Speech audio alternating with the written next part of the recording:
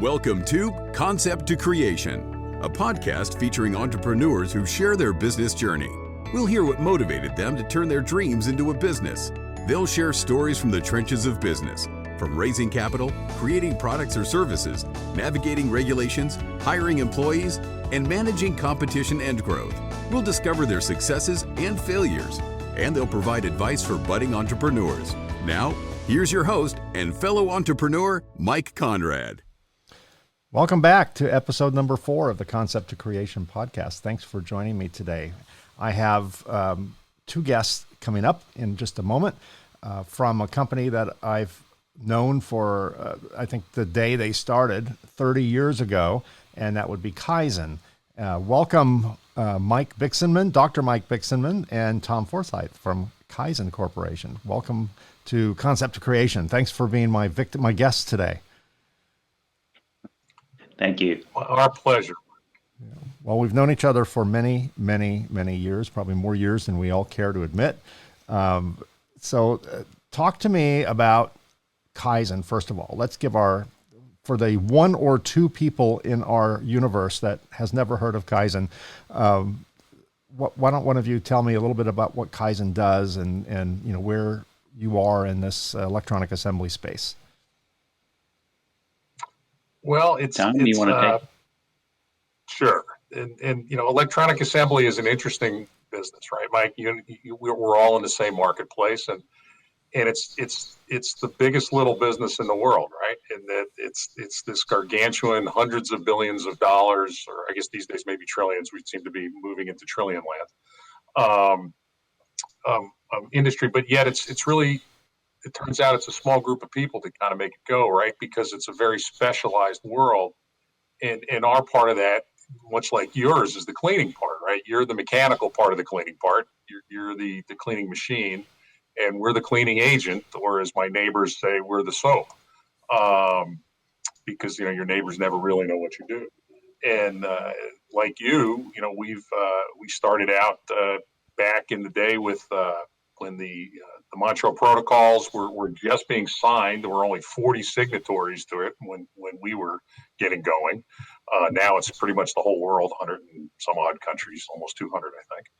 And that CFC ban was what created the opportunity for us. CFCs were the ubiquitous cleaner in the electronics world. One of the CFCs, of course, more commonly they're refrigerants and that kind of stuff.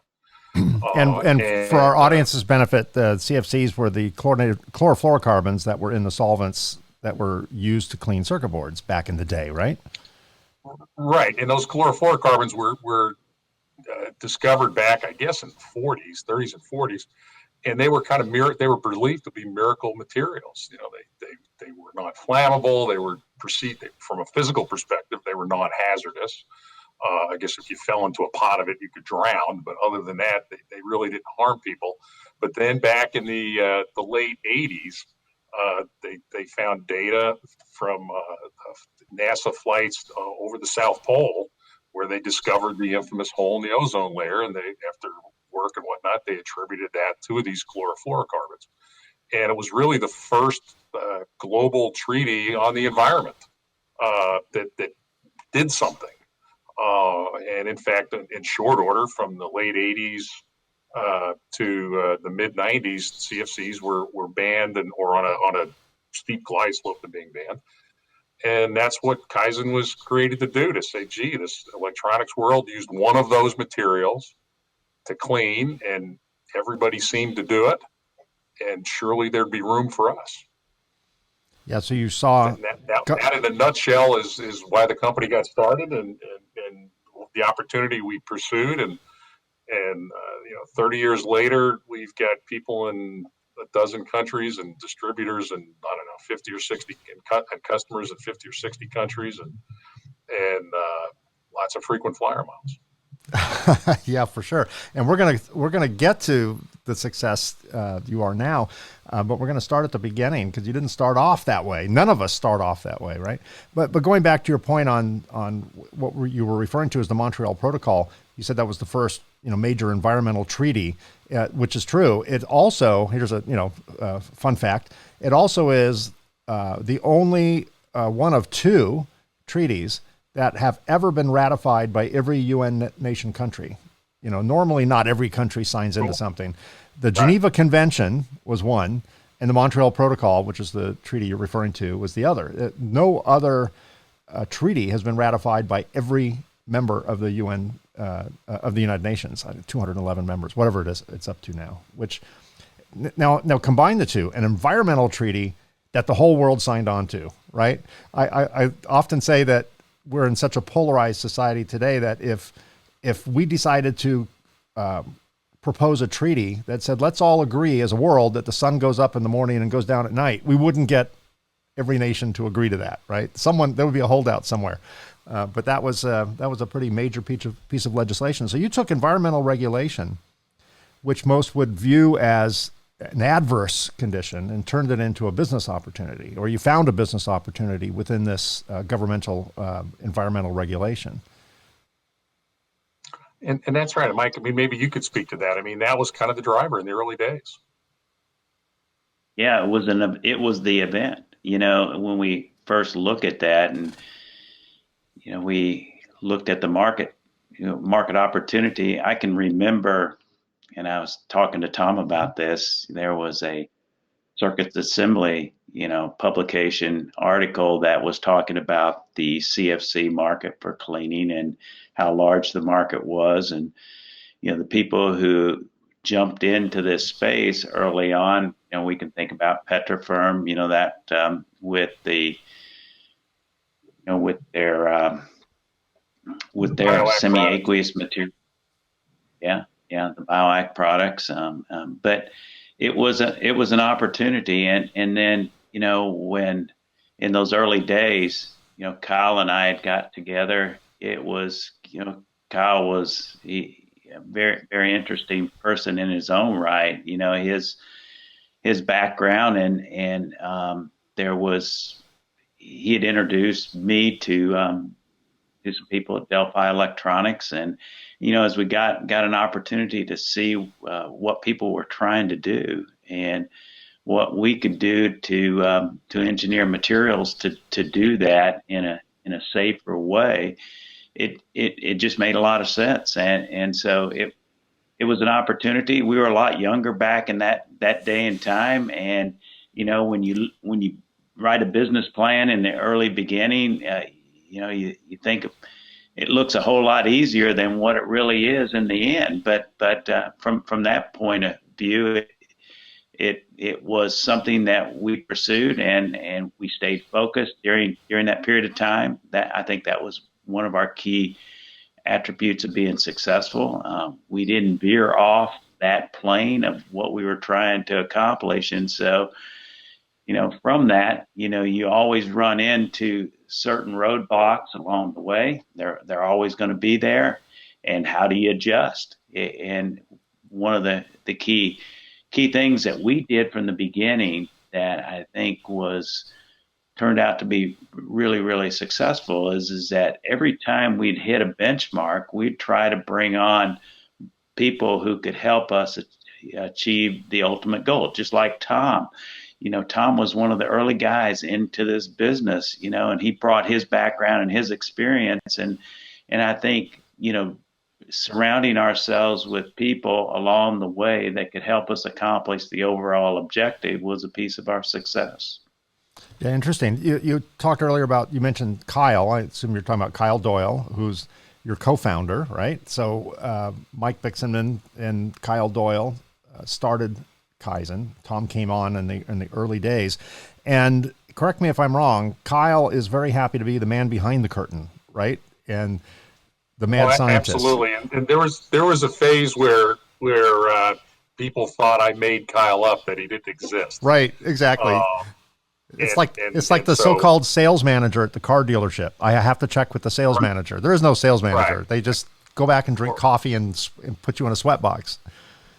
Well, and then the joke evolved into the Charlie's Angels guy, right? And, right. The guy on the phone, who did exist, right? But Kyle's is a giant driving force in the company. I mean, he's our CEO, and he's always been the visionary. And he and Mike together have worked on inventing the technology. which has, let's face it, we're at this 30 years.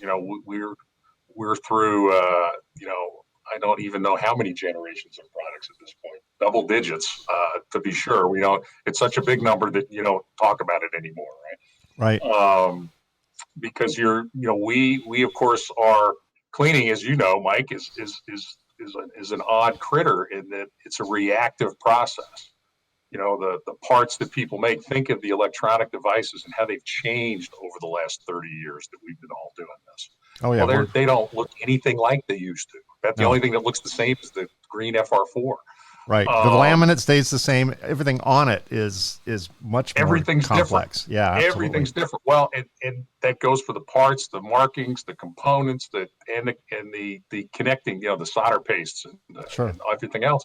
Well, we in the cleaning world have to react to that. We have to evolve and not screw up something new that got invented that's great, and likewise do a great job of removing some new contaminant that's marvelous, that occasionally is pretty challenging to clean when they first come out of the blocks. So we always describe ourselves as this very reactive. While we try to look forward, cleaning is fundamentally a reactive technology. Sure. And so it really requires us to be close to our customers, because otherwise they'll move and we won't know where they went. That's right. And that would be bad, right? So we try to stay very close to our customers, and that's another thing that Mike mentioned, that in those early days, as we would win business, we always try to stay engaged with those customers. Kind of the antithesis of the used car guy who hopes to never see that client again. We want to invite that client to our children's wedding and vice versa. We want to have that relationship, so when they start inventing something really breakthrough, which our clients do all the time, we'll actually get wind of it, because sometimes it takes more than a day to dream up a new technology. In fact, almost always it takes more than a day. Yeah, I quote you regularly. You're one of my favorite things you've said, is, that I can repeat, is that you have to earn the business again, like every time the pail is empty, right? So every 5 gallons or so, you got to earn the business again. Unlike capital equipment, where it's expected to last 7 or 10 years or longer, and you don't just buy another one, after 30 days. So that definitely landed on me. Let's talk about Mike. Let's talk about some of the early days. So when you started Kyzen, when you and Kyle started Kyzen, shortly before Tom joined, there was both an opportunity with the government regulation, with the Montreal Protocol. The solvents that were traditionally used to clean circuit assemblies were going away. That opened the door to an alternative, environmentally responsible technology, which Kyzen came up with. But also, the Lord giveth and taketh away. The taketh away part is no clean flux came along, right? We're all at the same time. The solvents were going away, and then no clean flux came on the scene and said, oh, wait a minute, don't worry about it. Don't worry about it. You don't have to clean. Here's this magic formula. So at the same time, there was a new opportunity, and a competitor at the time, which was no clean flux. So there was pros and cons in the time Kyzen had started. So jumping into the fray, into this new business opportunity, and it was definitely new. There was a couple of companies that made saponifiers, made water-based materials, but no one did it really well. They were, I remember this stuff. I won't say what we called it, pink stuff. Let's call it pink stuff. That was popular at the time, sold out of the Pacific Northwest. And that was, and then there was the solder companies all had their version of a saponifier, but they weren't very good at the time. So Kyzen had definitely an opportunity to create something that was novel, that actually worked. But it also had this phenomenon called no clean flux, where at least 70% of the industry stopped cleaning. The military folks, the space folks, the medical folks kept cleaning. That was our market back then, your market back then. But for the most part, all the commercial folks, if they could, they got rid of their vapor degreasers and their old inline cleaners, and they never went back, at least for a while. So in that environment, were you aware of that? Were you aware that there was a movement to not clean at all at the time you started Kyzen? And if you were aware of that, what made you think you could, either turn that tide or still thrive with a smaller market base? Well, I would look at it this way. When we first looked at the industry that we were looking to be a part of, the electronics industry, we were thinking, man, this is an industry that is going to continue to evolve. It's going to continue to grow. It's going to continue to innovate. So unlike any marketplace, there's always going to be competitive forces, but there's always going to be a place for specialized businesses like what Kyzen was. Now, it is true, the company that really won the day from the CFC environment was the no clean companies. But at the same time, as we looked at the high end companies, the military and defense contractors, and people where failure was not an option, even though no clean material sets were viable, they were still going to clean. That became a market niche that was truly there. The one thing that made it unique, though, is that none of those companies were going to adopt any material set without going through a rigorous test protocol. And also at that period of time, there was this, the standards groups were involved with, as well as the military people, and what we recall as the phase 2 testing. And part of that, if you were going to be a part of this industry, you had to pass that test. That was one of the early gates that we were faced with. But and I can recall back in the early days, the first 2 years we really didn't have a lot of revenue. I mean, we were in the midst of looking to try to get on, to be a viable company, a company that people had confidence that was going to be around, that was not going to be a fly-by-night organization. And so we, again, even though we knew water soluble was a viable option, no clean was a viable option, people who were in that classification that were going to clean, we stepped off and built, decided to start this business, and we were going to try to take it to where it led us. So from that perspective, it actually wasn't as big of a market opportunity, but it was a viable market opportunity. And as you know, Mike, is when no clean materials, it doesn't necessarily mean that people stop cleaning. I mean, if you're going to run no clean, it's a mindset. Everything's got to come in clean. So there was still very much a market there, and the real key was, how do we build ourselves around the market opportunity and become a viable player, a viable entity in this space? We started at the same time as Kyzen did. We're about 1 year behind you. We'll have our 30th anniversary next year.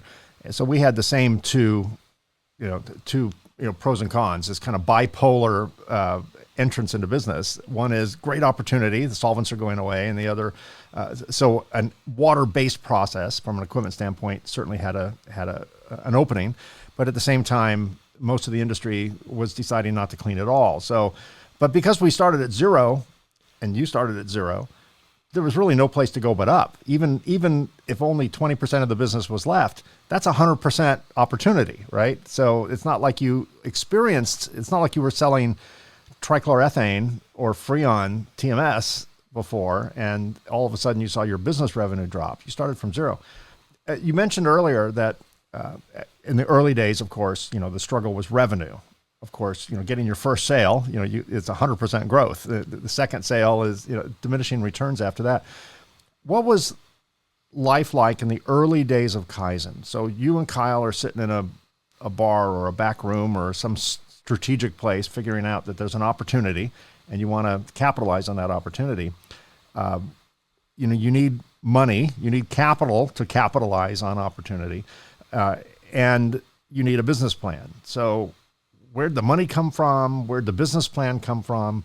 And what was the process of obtaining those two things, the capital to start the business and the business plan itself? Well, before we ever went into business, we wrote the business plan, and we basically used the business plan to seek out investment capital. And we had a small investor that did invest in the organization, but one of the key learnings that with investors that I took away, and Tom, you can comment on this as well, but when somebody invests in a business, they watch it pretty close, and they want to see progress relatively quickly, if they're going to continue their investment. And one of the things that we learned about this little niche that we were going into is that you had to get on that specification list before people were going to actually buy from you.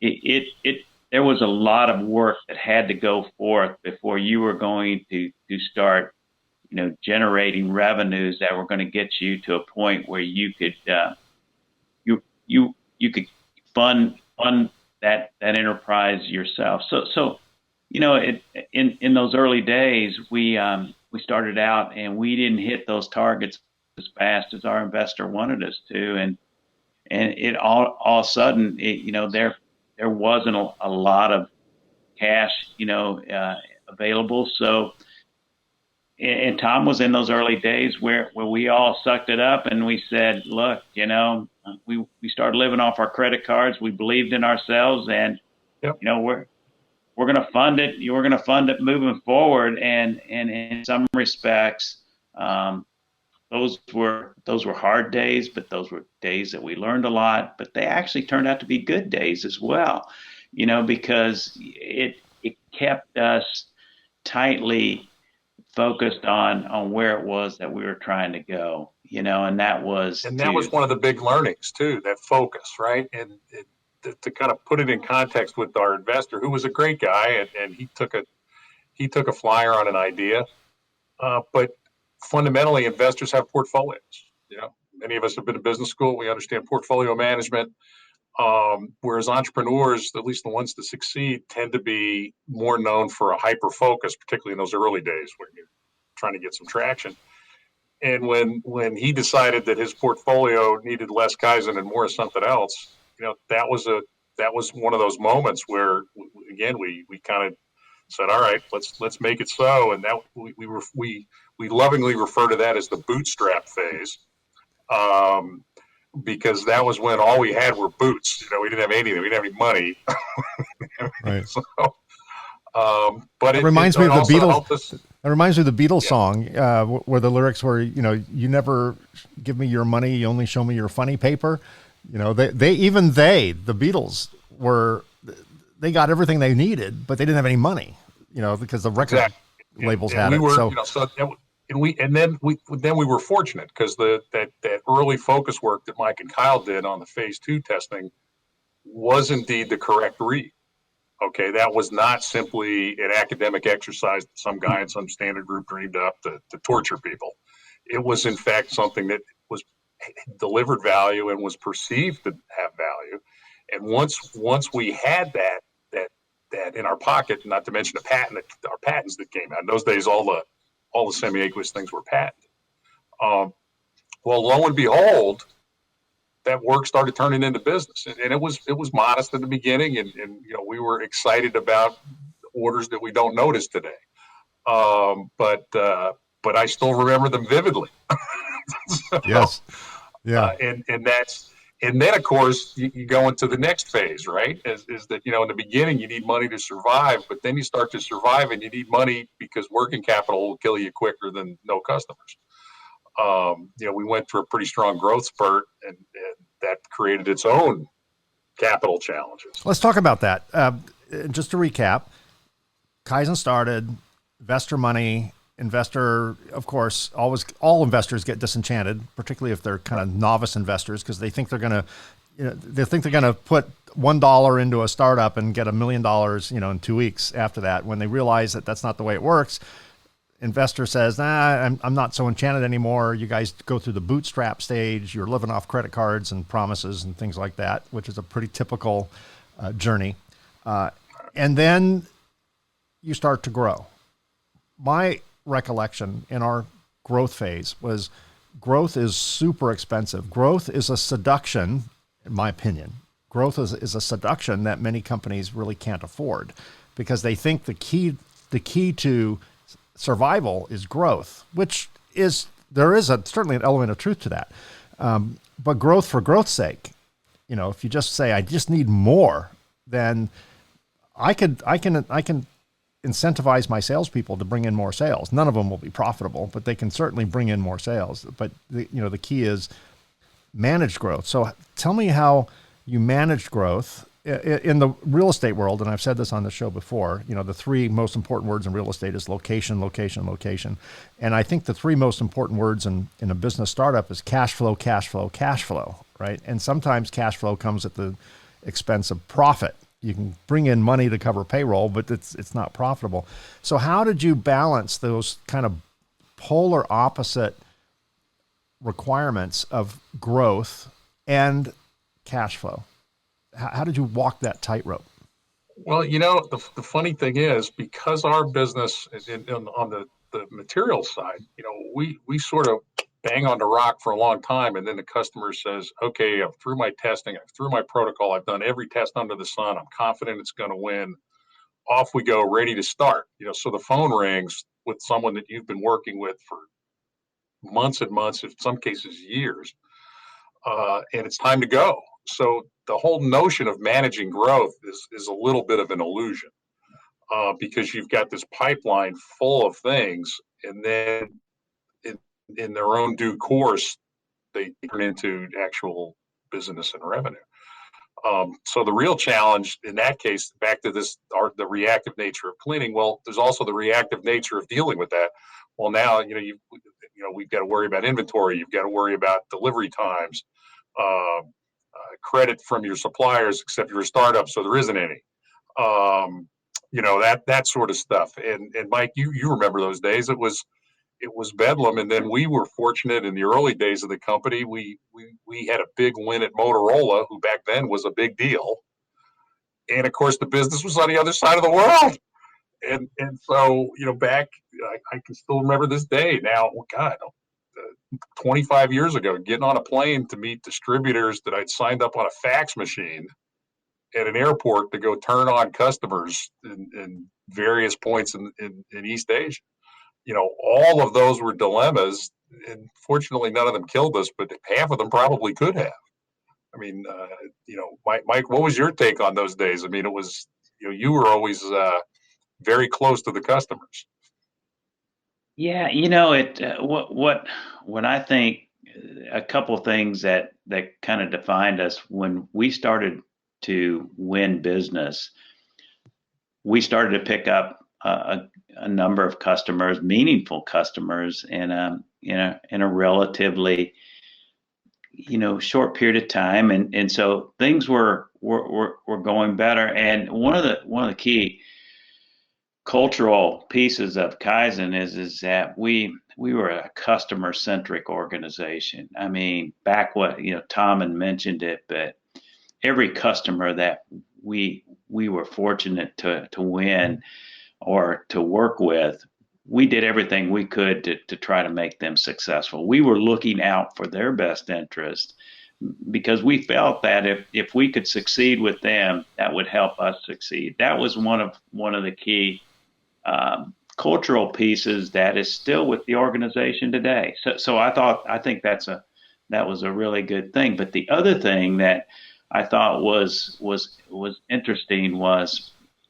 from my standpoint, I enjoyed working with those customers. But when you look at the business side of it, and we bring Kyle back in, we bring Tom back in, one of the things that we did is we would win specific customers, we would look at going back to that cash flow piece and looking and saying, okay, where are we today and where can we continue to invest for tomorrow? And that was one of the strategic decisions that was made even early on, and it continued throughout our organization. That as we met a gate, we said, how do we meet the next gate? And part of that is you need good people with different skill sets to get that done. And so not only did we invest in infrastructures in different parts of the world, but one of our key successes has been investing in people. Yeah, I think at the early days of business, the people is you, right? And eventually you start filling in those spots, because otherwise you're going to end up being like a restaurant with two tables. You're the chef, you're the busboy, you're the waiter, you're the bartender, you're everything, and then at some point you just reach that max out point. Besides cash flow, which is always a business challenge, not just in the beginning, but through various stages of the business. What other challenges did Kyzen have to overcome, particularly in the early days, and throughout its journey, for that matter? What kind of challenge roadblocks were thrown in front of you, and how did you get around those? Well, as Mike said earlier, we had the no clean thing. No clean was a concept when the company was just getting going. It became a reality just as we were taking off. When we were really starting to grow, that was when no clean began to be more than an idea. It began to be an adopted technology, and that really did put the brakes on things for a while. It was. But we've also, this was an attractive market to lots of other companies. Over the years, there have been many competitors that also have, on any given day, somebody's mousetrap is better than somebody else's. And then again, you've got the advances out in the marketplace. I think our biggest challenges from a strategic perspective have mostly been staying in tune with the evolution of our customers. And that's every bit as challenging today as it was 25 or 30 years ago. In the beginning, frankly, remember, surface mount was new. Surface mount was a thing people talked about. The SMTA was invented because surface mount was new, and it was a way for people to gather to talk about that new technology. Well, the move from through hole to surface mount was something, but what's going on today is, from a cleaning perspective, in many ways far more challenging. And so that steady stream of challenges, and that's where Mike's been critically important, and that he early on moved into a role of the chief technology officer here, where his mission was to stay tuned in to those advances, because as we grew and we were able to attract talent, and we were also blessed that our environment was such that our talent tended to hang around. We tend to have a lot of very long-term employees. But they needed to be able to put it in perspective, right? What is that challenge? How can I help this customer believe that we're the right answer? Well, that's where applications labs became a big deal, and we put the first one of those in place. And we have developed those around the world, and they're tremendous tools to help customers help themselves solve those new problems. So that the constant change of technology, both from the contamination perspective, how many solder companies are there, Mike? I mean, can anybody even come up with a number? There's a lot of them. There's a lot, but one of the things that was a fortunate thing for us back in the early days, and it was a challenge, is that back again we were thinking about Petrofirm. They were on the they were in the Wall Street Journal. I mean, they were considered, that semi-aqueous technology. And Tom, you remember when we first developed the solvent sprayable alcohol material, SSA, and what we were trying to do is trying to take that semi-aqueous approach and make it alive in an aqueous process. And, today, what we did there really has become the basis for how aqueous processes are run today. And so one of the big challenges was from my standpoint, is how can we how can we make it better? How can we do something better? I forget, Tom, you remember this when SSA was a big part of our business, and we said, hey, I think we can do this better. Or, you remember, Tom, when we decided to make a strategic, advancement from SSA to the next generation, and we bet our whole organization. And we've done that a couple of times where we've and it's funny, the SSA thing is worth another comment. We were now in hindsight, we're really smart guys, so we know what happened all those years ago. In the moment, it's not always as obvious what's happening. That's Sure. The other part of the whole entrepreneur game is you wake up one day and something that's been going on for 6 months is clear to you now that you didn't understand yesterday, right? Yeah, well, perspective. I could still remember. The company wasn't 5 or 6 years old. We hired some new salesperson, and I was training them on stuff, talking about all the competitors. I was writing prices they charge and applied costs. And I had this moment that I realized everybody's applied cost was 10 to 15% less than mine. Everybody's. And what I realized, that meant we were actually in charge, which made absolutely no sense, right? We're this little startup. We couldn't possibly be in charge. But our SSA approach and the series of advances beyond that had literally disrupted the marketplace. Those old semi-aqueous technologies that, no longer, that was the day they started to fade. And it was remarkable. And those people tend to be solvent folks, and they never mostly made the jump into the aqueous zone. That just, for whatever reason, doesn't happen a lot. But Mike's right. I mean, several times over the years, we've said, well, we've got a great technology, but we think it's a little soft. Okay, we'll spend a year or two developing the next technology, and then off we go. That's the new horse. And if it, or I guess we live in the South, right? So it's if that new dog doesn't hunt, we're in trouble, sort of thing, to pick a Southern metaphor. But I mean, and Mike was in the middle of that because he was in the middle of the inventing. He was in the middle of deciding, well, gee, is this good enough? Is it really the right play? But those were absolutely on the brink sort of moments. Granted, we're no Apple or anything like that, but I remember the stories when Steve Jobs and a bunch of people went back to some other garage and invented the Mac. And that was essentially disrupting their own company. That's right. Yes. On a far grander scale than we here at Kyzen, but it was kind of the same thing.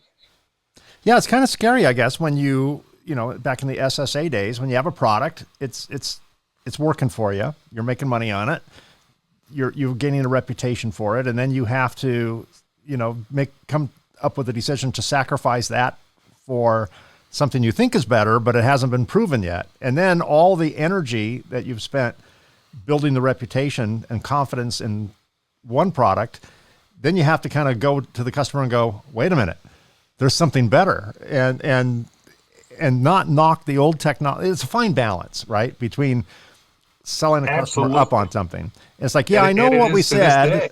Yeah. Oh, well, exactly.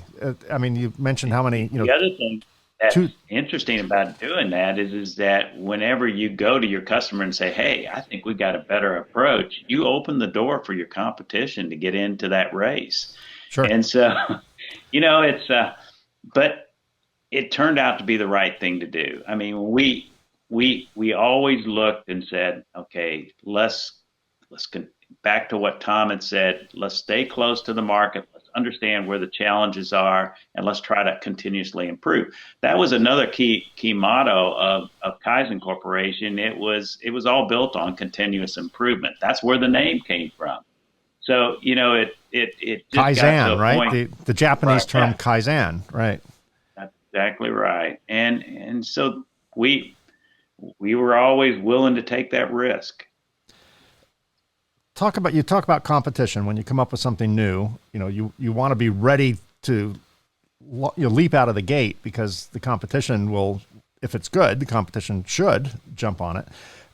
So there's a benefit to being first and being the leader in it. Tell me how competition works in business, particularly at Kyzen, or any business for that matter, but since we're talking Kyzen, what's your view on competition? Is competition a necessary evil? Is there a benefit to having competition? Is there such thing as healthy competition, unhealthy competition? How have your views changed, if they have, from the early days of competition to maybe now that you and most of your competition are more mature companies now?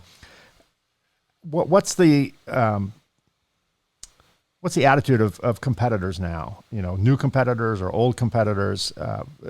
Do they have a place in the market? Should they be there? Should they not be there?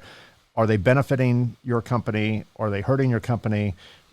Just in general, we don't need to get specific with any particular company. No. Well, I guess from a business school perspective, and I'm stealing one of Mike's favorite phrases here. If you don't have a competitor, you don't actually have a business.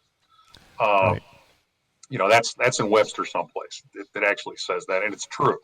So but as through the life cycle of the company, back in the early days, we were like Gulliver's Travels, and we were the Lilliputians. We were like this little mouse that was running around among what we perceived to be giants, and some of them were giants actually.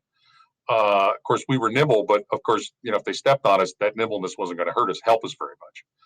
But as time goes on, what because our market is so dynamic and so big, they would think of the land of electronic assembly. I mean, how many companies do that? It's thousands of companies. Innovations are nearly constant, where a better mousetrap, a smaller mousetrap. Nowadays, a mousetrap that you can do from your phone, a mousetrap that you can do with wiggling your nose instead of touching your phone. And nobody's view on that is right. So what we believe competition helps all of us, because everyone tries to do an innovation. And when you really crack the nut, like what we did with SSA, the advantage the second guy has is he doesn't have to worry whether you can do it differently. He just has to worry how to do it better differently. And that's it. It's like once the right brothers figured out how to get off the ground, everybody knew you could do it. Now they just had to figure out, well, how can I do it? Because what they were doing was kind of strange. And so and Mike's done a lot of studies on this stuff over the years, but competition, I think, helps the marketplace, helps each of the competitors, because if we're not moving forward, we're not going to succeed. I mean, Mike, you've given us a lot of thought over the years. Well, competition really drives innovation, because let's face it, we're always trying to, or competition, the market competition is always trying to do it better. And if you stay close to your market and understand what it is, it helps you to evolve. One of the things that a lot of companies, and there's a reason why a lot of companies fail over time is, one of the reasons I think is that, you put a lot of energy to start a business, and then once you get there, and you maintain that business, you now start to protect that real estate that you put into play. But if you're not willing to disrupt it, if you're not willing to step out and say, what's the next generation, or what can we do better along those ways, sooner or later, you'll mature and you will die. And so one of the things that I think competition does is that companies are trying to do it better. And so as they try to do it better, what can we do better? It helps us to look outside of ourselves and say, how do we continuously evolve as an organization, and how can we become of greater value to the companies we get to serve? And so from that standpoint, I think without competition, you don't have a market. So I don't look at competition as being evil at all. It's just a part of the marketplace that we all chose to be a part of. And so how do we as an organization not fixate on what they're doing, but be fixated on what we can do to grow our organization? Yeah, I totally agree. I remember in our early one other days. Point on that competition thing, if I might, sure, is that we've wound up being modest-sized global enterprises. And we have, in some cases, we have different competitors in different parts of the world that do one slice, kind of like, the hospital's competing with the surgical guy down the street for Right. one little piece of their business, And so part of that, listening to the marketplace and engaging, understanding your competition, not fixating on them, is recognizing that, culturally, from a diversity perspective, different people from different parts of the world view things differently. And a lot of times that their perspective is better than yours. So you can sometimes learn things about corners of the market by what your competitors are doing, because on any particular day in some particular location, they may be, a little more savvy than you are. But once you see it going on, back to that second guy sometimes has an advantage because, oh, well, that works. It's the first mover does have an advantage, but sometimes the second guy leapfrogs.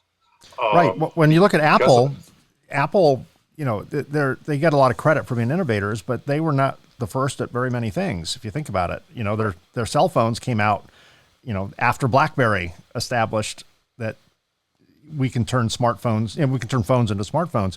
And the mouse came from Xerox PARC, and the whole graphic user interface, the whole GUI thing came from a different type of machine. I mean, they were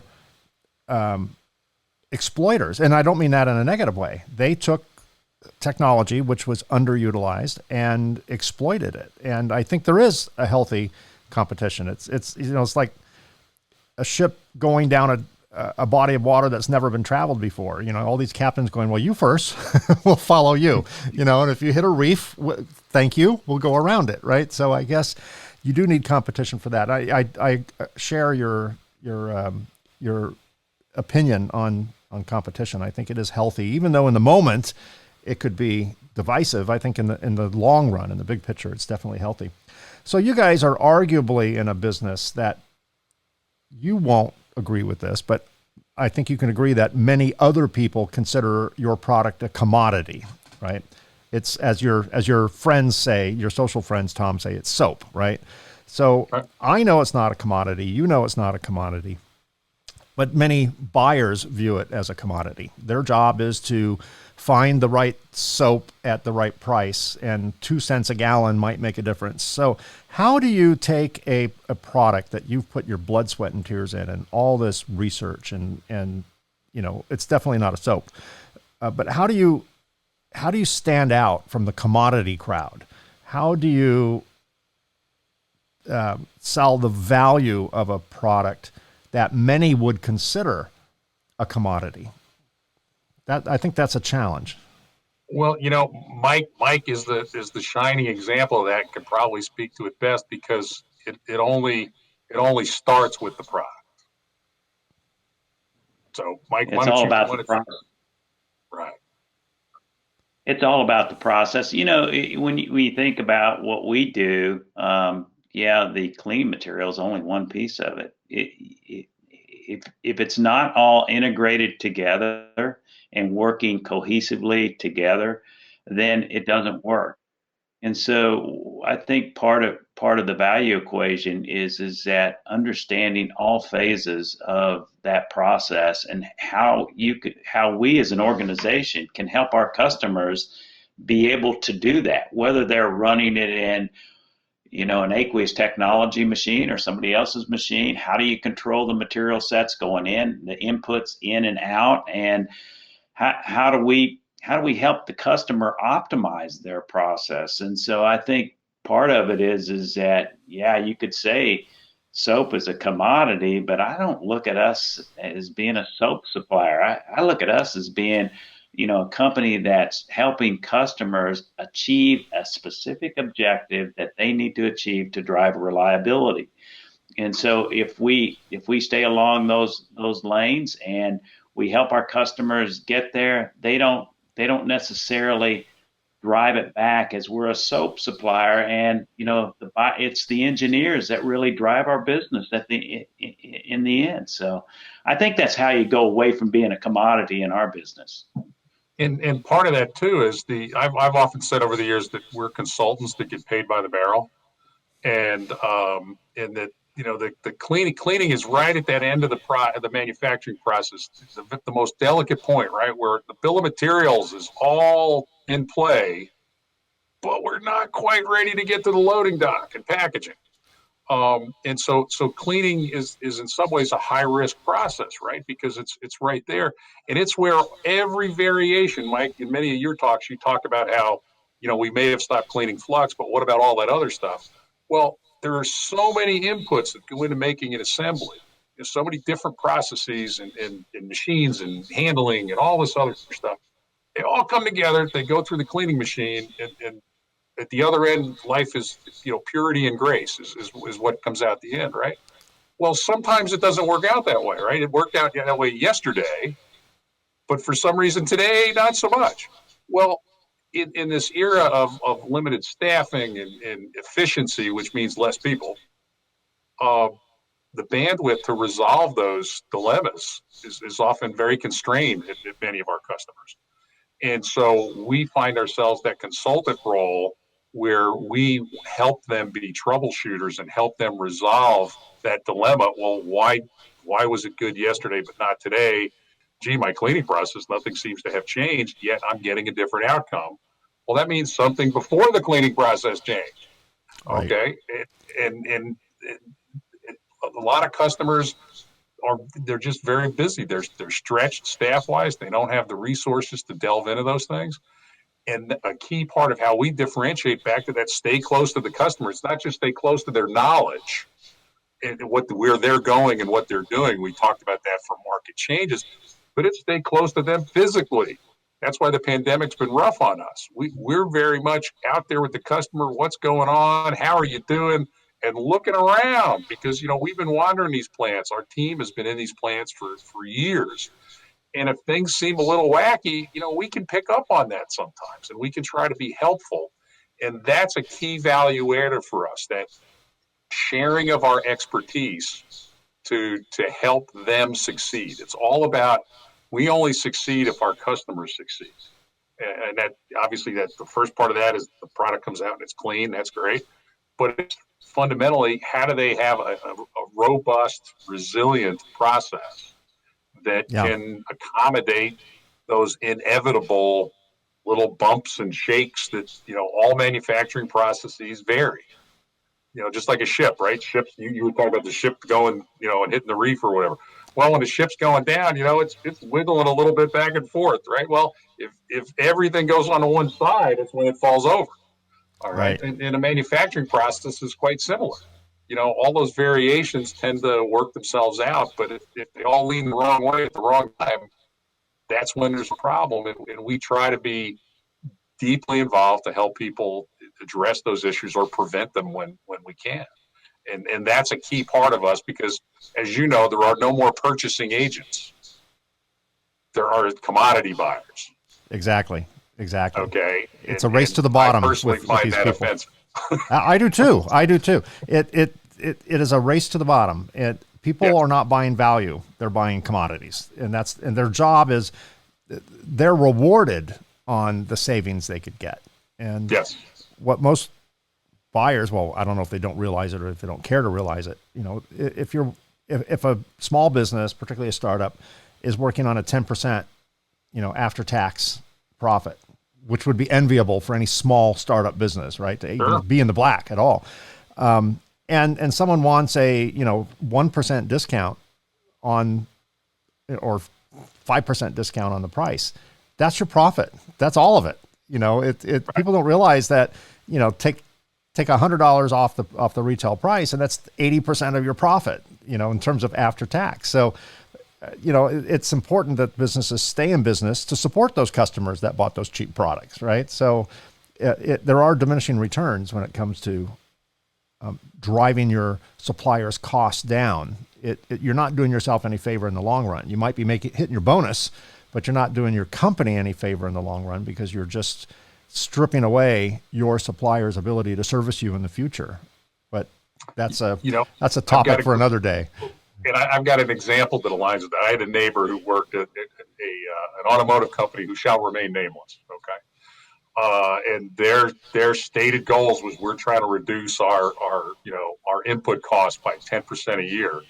And he told me a story once that they were in the office talking amongst themselves, and somebody said, "Is this the year they pay us 10% to sell to us because it's been 10 years and we're driving the costs out?" Right. Back to your race to the bottom thing is that it's fundamentally, for suppliers to add value, they have to be able to make payroll and have some reward that makes it worth the bother. Sure. And invest in the future. Whether you're Tesla, General Motors, uh, uh, SpaceX, IBM, whoever you are, Kyzen or Aqueous Tech, doesn't matter. We all have that same fundamental dilemma. But it comes down to perceptions of value, and again, our focus has always been, if we're adding value in and around what we do above and beyond the product, we've got a better shot at that equation working out for our customers. And Mike's been a key part of that, since the early days, because when things do go bump in the night, they reach out to people that they think have the answers, and he's always been one of those fellows. Yeah, for sure. Yeah, Mike's kind of the face of the company, and Tom too, but for different things. Tom, right. you're the talking about the industry guy, and Mike is the talking about how the product works guy, as I experienced it. How much of Kyzen's success would you attribute to Mike and Tom and Kyle and the team, and how much would you attribute it to luck? Give me a percentage. I think it depends on your time horizon. Okay. There you go. If you were going to go back and pick a day back in 92 or 3, when we were just getting going and we were trying mightily, I'd say, the luck quotient was pretty high on that day. All right.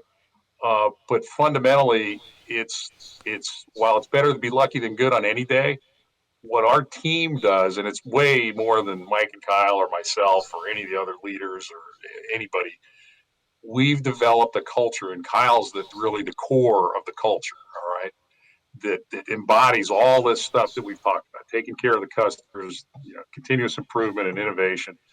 And frankly, the biggest leadership challenge is making sure that everybody on the team, whether it's the he or she on the loading dock or salesperson or technical person, over in the Far East someplace, that they embody that too. And that they not only project it, not so much like a branding kind of thing, but they embrace it. And when doing right by your customers, the watchword, people don't have to ask their boss what to do, because doing the right thing is usually pretty darn obvious. And we've empowered our team to do the right thing. And sometimes they go, man, okay, sometimes it's a tall drink of water, and sometimes it's easier. But that's what's created our success, is that empowering the he or she, the guy or the gal out working with the customer, say, we can help, and here's what we can do. And then when they call back to the front office, they get, well, that was a great idea, rather than what are you thinking? And doing that, now decade after decade. And Mike's famous for that. I mean, he in the early days, he'd come back and he'd go, well, here's kind of what happened, and here's what I told him we'd do. And Mike, I don't know if you remember those days. I remember them well. Yeah, I was always noted for writing the blank checks, but the checks always seem to get cashed. Somehow you had enough funds, barely enough funds. Two last questions, as we're running a little late here. One is, Mike, you Kyzen and another company got together and started a new company called Magnalytics, which makes cleanliness testing assessment equipment, surface insulation resistance equipment specifically. How has your experience with Kyzen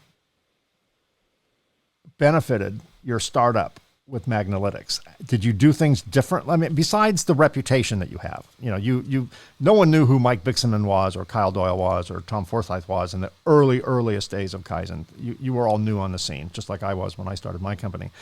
But now, so besides the fact that people know Mike and they know Kyzen and they know the other company involved, besides that, how much of what you've learned from your experience with Kyzen has benefited the startup phase of Magnalytics? Mike, I mean, it's funny. We talk about this every day.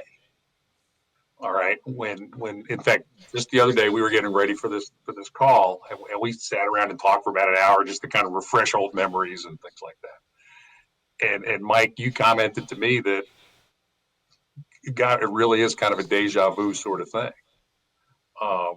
because why don't you share what you were thinking, Mike? How things seem to repeat.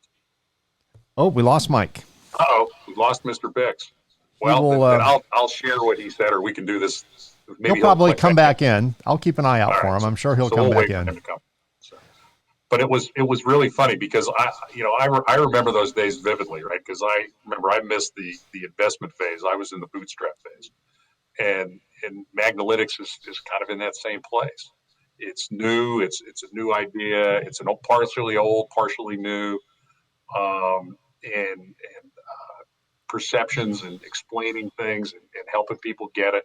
It's so similar that I find myself having a series of flashbacks that, we're working on something for Magnalytics, or Mike asked me about something, and I'll go, oh, well, gosh, that reminds me of, remember this, and because I said this in the very beginning, Mike, I do believe that startups have a lot more in common with each other than they have different in those early days. There's a shortage. There's always a shortage of resources. There's always a shortage of time, and there's a shortage of full understanding. You've got a great idea, but it's usually some sort of new space, to some degree, and so every day you're learning. Reminds me, like, I was a military guy, right? And I went to business school, and I have this funny story I tell about the accounting class I took there. I would sit in the class and I go, and the professor noticed this after a while, and he talked to me after class with it. Says, well, I do that when I realize that you've just told me the truth for something that I believed I understood, and I was completely wrong. Okay. And it turned out that every single thing I thought about accounting was completely wrong. And this class was kind of like some person that lived in the jungle finding a cell phone or something. Yeah. Right. And but that's what a startup's like. You at best know half of what you need to know, and you got to be constantly open to be willing to learn and embrace those new ideas, because it wasn't that you were dumb yesterday. It's just that you guessed, and you guessed wrong. Right. You didn't know. Right. And you gotta make decisions. You got to move forward. You got to guess. It's an educated guess. It's a somewhat informed decision, but in the startup days, plenty of them are wrong.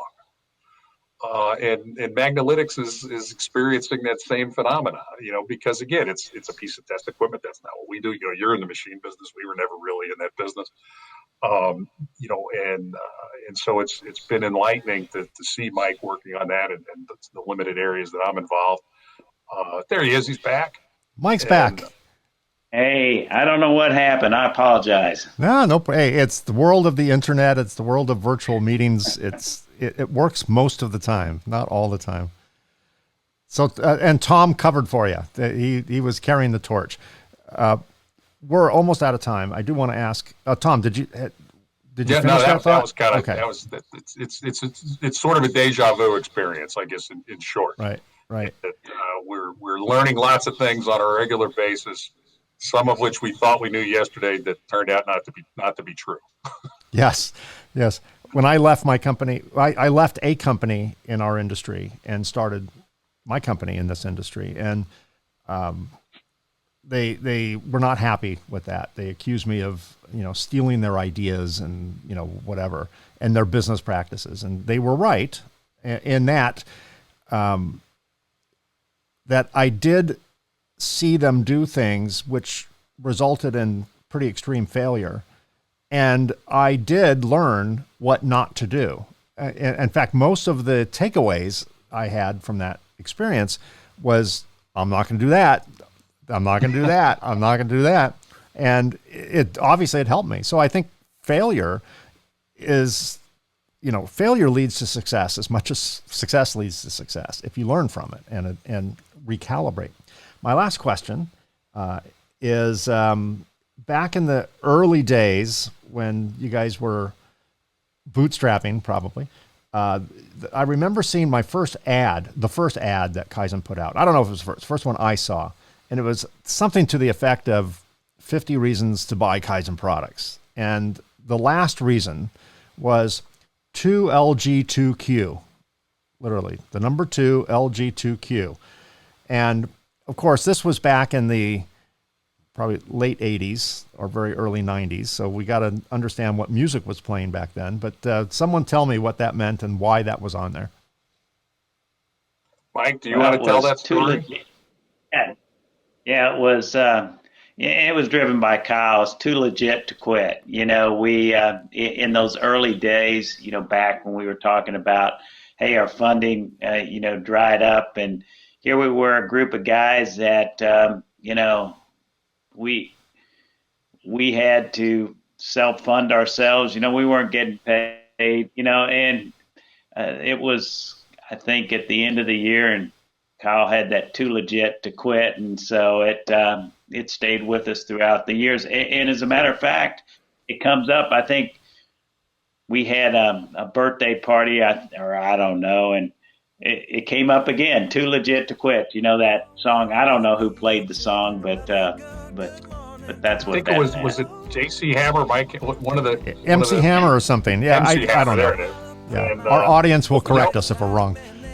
A funny thing about that, Mike, when we put that ad in, it was the 100 Reasons, and it was 100 Reasons. It was this. I remember it to this day. It was this kind of dark blue background and kind of what I considered orange. I am not the color aficionado. Orange letters on it, which struck me as odd at the time.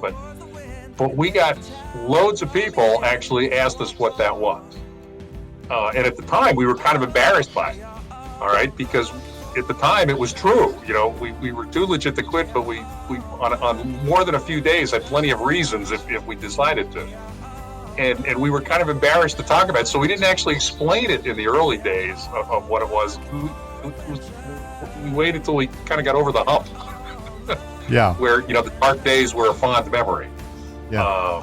But so that actually, we were shocked that people actually noticed that. Oh, it turned out probably it was not meant for this purpose, but it turned out to be a little marketing gimmick, right? Because it did plant something in there that no one knew what it meant, and it created this curiosity factor. That would have been the luck factor was high on that day. Yes, on that day with that ad. Yeah, absolutely.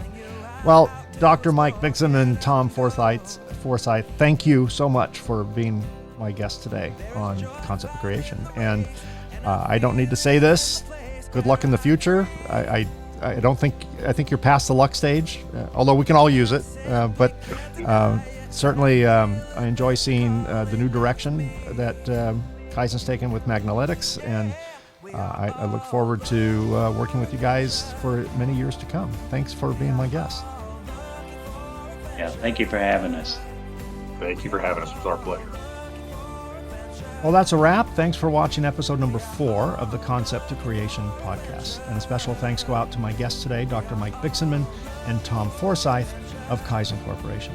This podcast is available on Apple Podcasts, Google Podcasts, Spotify, or virtually wherever you get your podcasts. And regardless of where you get your podcasts, be sure and subscribe to the show on your favorite podcast app to be notified when new episodes are released. We do release new episodes on the first and third Tuesday of each month. Also, if you're listening to this in your car and you'd like to see the video version of this podcast, visit our YouTube channel, the Concept to Creation YouTube channel, and be sure and subscribe to the show and hit the bell icon so you'll be notified when new episodes are released.